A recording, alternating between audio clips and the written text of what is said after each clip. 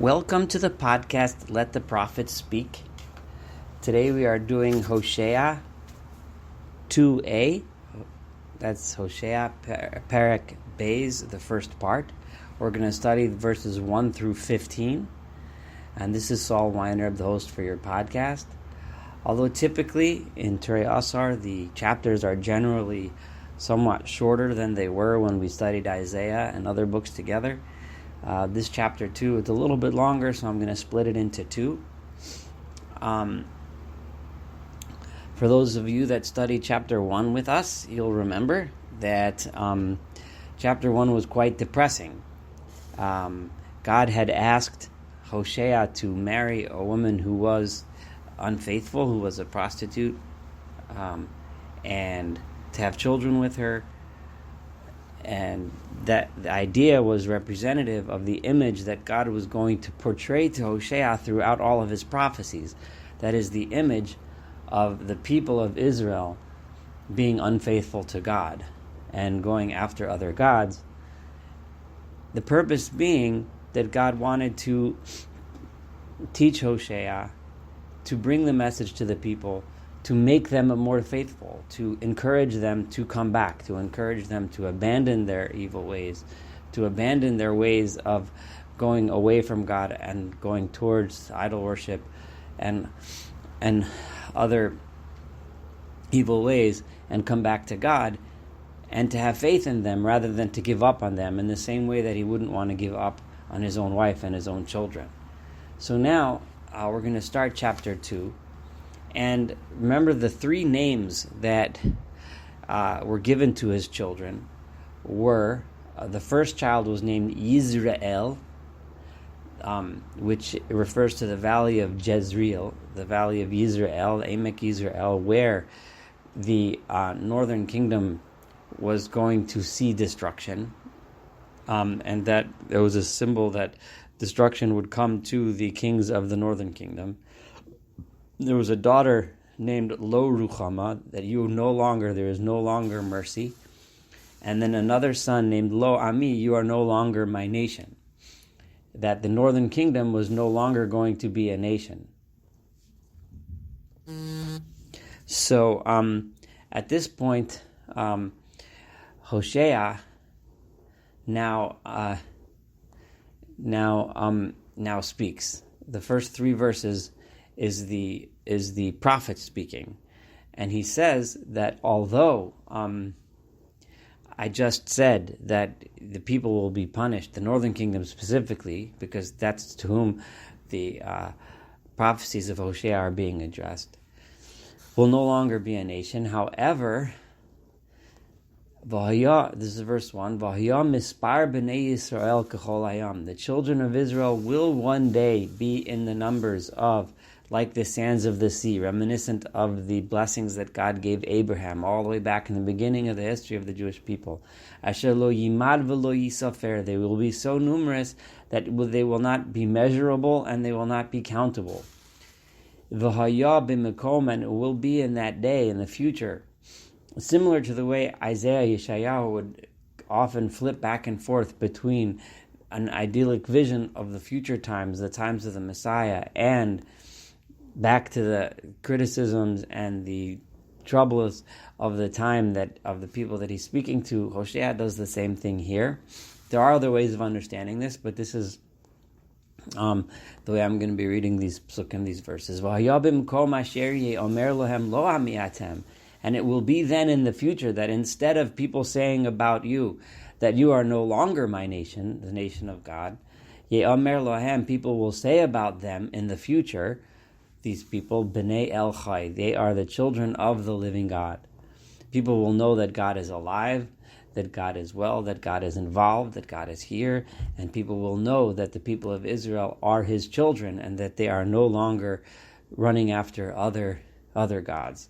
And in this future time, verse 2, V'nikbetzu b'nei Yehuda u'b'nei Yisrael yachdav. This is the key. I did say Lo Ami when it was the people were not united, but when the southern kingdom of Judah and the northern kingdom of Israel are together, they will gather together. Then v'samu lahem rosh echad, they will make for themselves one leader they will place over them. Presumably this is the Messiah, the Mashiach himself. V'alum min haaretz, and then they will come up from the land. They will ki gadol yom Yisrael. Then great will be the day of Yisrael. Just like we said, remember, one of the sons was Lo Ami, and instead of that they will be called Bnei El Chai. The other son was called Yisrael, which then represented destruction, but now Yisrael will represent what the word means, which is the people are now planted within their land. And how does this come about? It's v'nikbetzu b'nei Yehuda v'nei Yisrael yachto, when there's unity among the people. And again, Hosea emphasizes this. When will this happen? Imru la'achechem ami. You should tell to your brothers, you the people, tell to your brothers, Ami, you are my nation. In other words, we are all together on this. Stop the strife, stop the arguing, but be together. V'la'achotechem, and not just to your brothers, but to your sisters, to the women. You tell them as well, Ruchama, you are Ruchama, you are lovingly part of us. When you're ready to do that, that's when. Remember, the daughter was named Lo Ruchama. You are not cared about. You are not. No one cares about you. No one loves you. But no, you tell your sisters, yes, you are loved. You are. We are. We do care about you. We are all one. That is when this comes about. And now Hosea is quoting, turns to the people, and starts speaking a little bit stronger. And the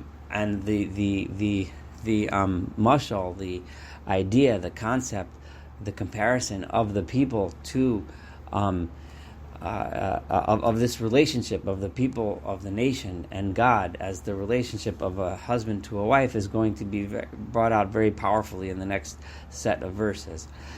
And the idea is that the mother here is the nation itself. The nation is considered the mother. I'm saying this so that we can understand how to interpret the rest of these verses. And if the nation is the mother, then the children are the people of the nation. And this is how the remaining verses are to be understood. So let's continue from verse 4. Rivu be'inchem rivu. Fight with your mother, fight, or argue with your mother, argue. He's telling the people not to follow the ways that they have learned from the corrupt nation within which they have grown up. So fight with your mother and say, Kihi lo ishti. She, meaning she is not my wife. V'anochi lo isha, and I am not her husband. Because she has v'toser zinuneha mi poneha, and remove her harlotry or her unfaithfulness from her. V'na'afufeha mi bein shadera, and those with whom she is consorting with from between her breasts. The image is the nation tell your mother, right? And remember, Hosea is going on with the image that he had married a woman who was unfaithful to him, as God had told him to do, in order that he can really understand this image and feel it. Tell her, stop going to your unfaithful ways, to those other gods, to be unfaithful to God, to practice a life that is not consistent with God, and so on, and other things, right?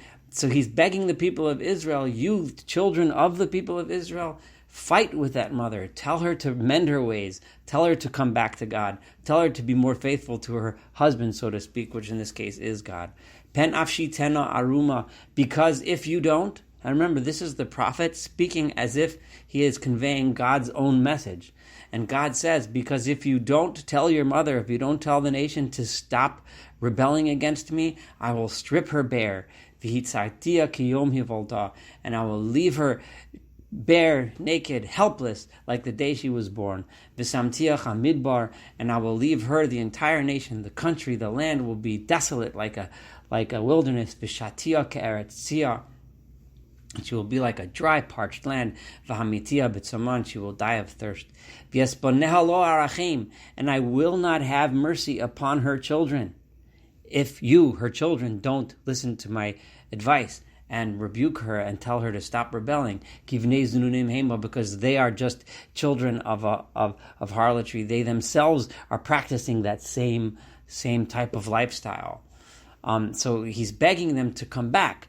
The message, of course, to Hosea in his own personal life too is you don't dump the woman, but you speak to her, you bring her back, you encourage her to mend her ways, and you raise your children properly so that they don't learn those bad ways. We continue in verse 7, because their mother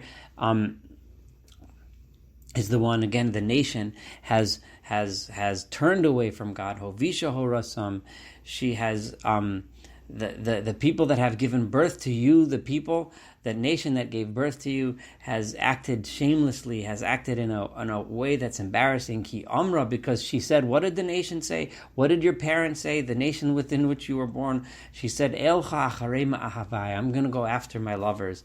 Nosnei lach miyumei, they give me bread and water. Tzamri ufishti, they give me clothing of wool and linen. Shamni v'shikuyai, they give me my drinks of wine. They give me my oil. They give me what I need. L'chein hineni. So I'm going to go to them. I'm going to go to my lovers because they shower me with gifts and so on. The same thing here. I'm going to go to those idols because I get what I want from there. I'm not going to stay with God. And then God says, no, lachein, therefore, hineni soches darkech basirim. I'm going to demonstrate where good really comes from and what happens when you turn away from me. I am going to cover her roads with thorn bushes, v'gadarti es gedera u'nesivoseh lo simsa, and I will raise walls and fences up and blocks so that you won't even be able to find paths and roads to travel anymore. The people are going to go chase after those lovers. They're going to try to make alliances with other nations. They're going to try to push to go to worship the idols. They're going to try to do all these things, but they're never going to get them. She's going to seek them out as if this woman is seeking out these lovers, but no one wants her anymore. No one's interested.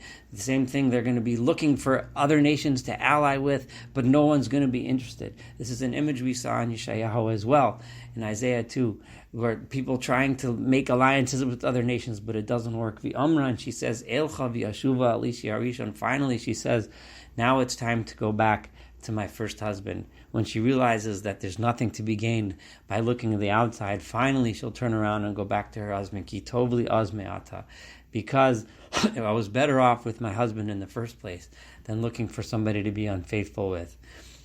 Vihi lo yada, but she didn't think in the first place. Ki anochi nasati la, that it was I that gave her hadagon v'atirosh v'ayitzar. I gave her the grain and the wine and the oil. V'kesef v'beisila, I was the one that gave her money and silver, v'zav and gold. Asula bal, but then they took what I gave her and they used it for evil purposes, for worshiping the idols. Lachein, therefore God says, Ashuv, I will come back and take back v'lakachti degani b'ito. I will take back that grain that I gave it in its time, v'tiroshi b'moado, and the wine that comes in its proper season, v'itzalti tzamri ufishti, and I will take away the wool and linen that I gave l'chasoses ervasot, to cover her nakedness. I will take it all back, because when it's too late, that's when she comes and says, I'd rather go back. No.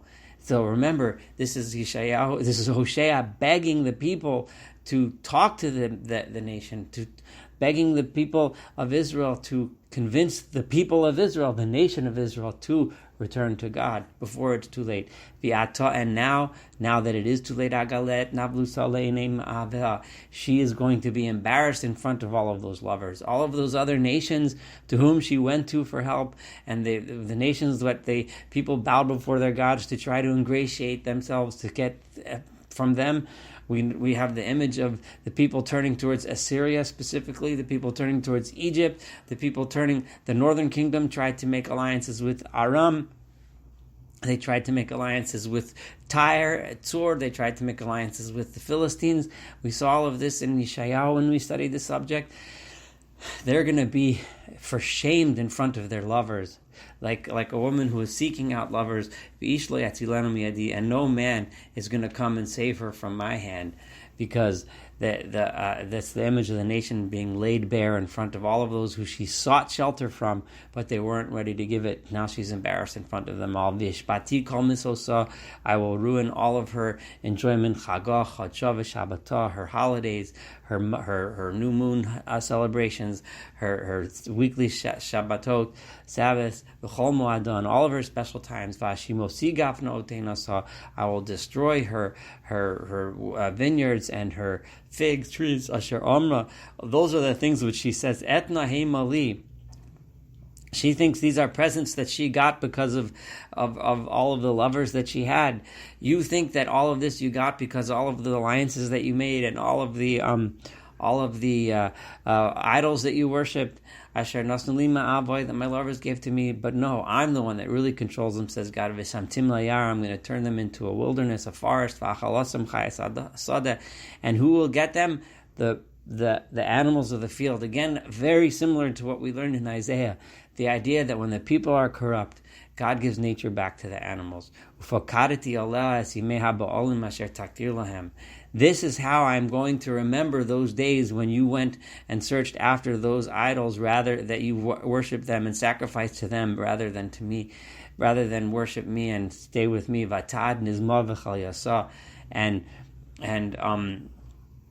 You went decked in all of your jewelry and your fancy things. You went searching after your lovers. But me, you forgot. So says God. This is, again, like I said, just that Na'um Hashem, that these are the words of God, is Hosea saying that I am repeating the words of God. This concludes this first portion of chapter 2 of Hosea.